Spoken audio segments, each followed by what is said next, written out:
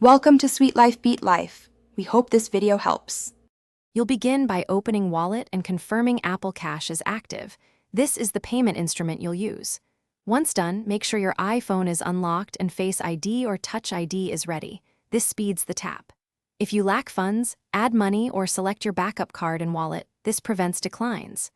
Keep the phone screen on the wallet view. That shows Apple Cash default.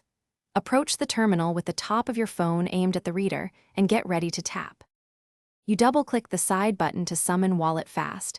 This puts Apple Cash within reach. Next, tap the Apple Cash card image if it isn't already the default, and authenticate with Face ID or Touch ID so the terminal accepts the token. Hold the top of your phone close to the contactless reader.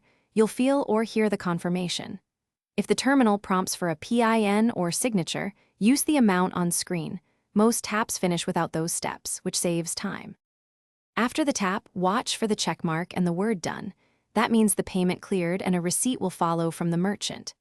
If it declines, reopen Wallet, reselect Apple Cash, and retry. Sometimes a quick relock and unlock resets NFC. If funds are low, use your backup card from Wallet or send Apple Cash from a linked card.